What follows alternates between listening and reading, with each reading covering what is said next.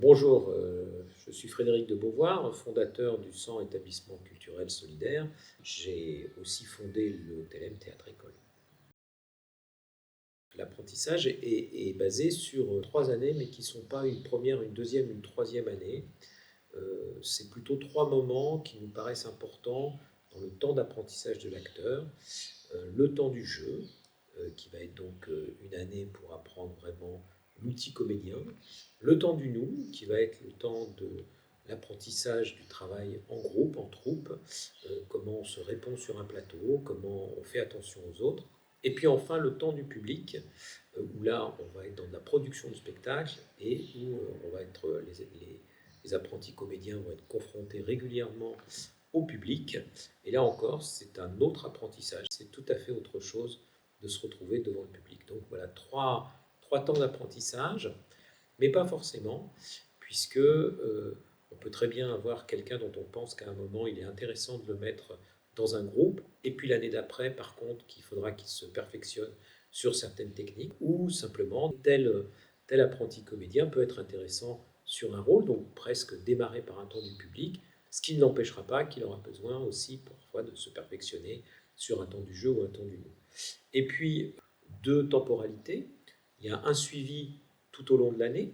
Les comédiens vont être là toute l'année au 100, 4 heures, 3 fois par semaine, donc 12 heures par semaine au 100, une espèce de continuité, et puis vont régulièrement être amenés à faire des stages. Alors là, qu'on fait généralement à l'abbaye royale de Bourgueil, parfois à Paris, ou là en autarcie, pendant des temps qui vont de 5 à 12 jours, ils vont être confrontés soit à une technique particulière, mais aussi à un auteur pendant 5 jours, pendant 12 jours, les élèves vont travailler sur un auteur particulier. Alors, en général, on va prendre les auteurs incontournables du théâtre, hein, ça va de Shakespeare à Tchekhov, en passant par Molière ou Goethe, pour permettre aussi d'avoir une vision des différents théâtres. Donc c'est intéressant de travailler, et à chaque fois avec un professeur différent, qui va être un spécialiste.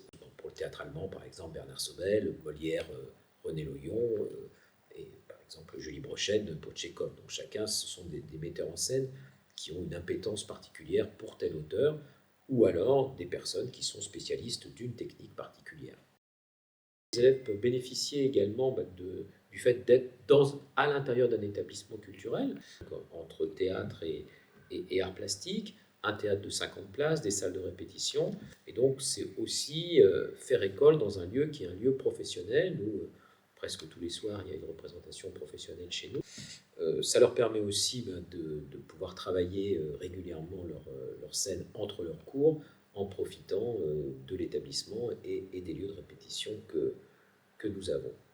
On a également, alors un peu en dehors du théâtre-école, mais qui participe, tout un cycle d'apprentissage sur l'économie de la culture, qui est la production de spectacles, production économique. Hein, c'est une chose de savoir être sur scène et de faire un beau spectacle, c'est une autre de savoir le diffuser, trouver l'argent pour le produire. Donc voilà, c'était aussi dans cet esprit-là, au sens, on peut apprendre à faire un spectacle, le produire, le jouer.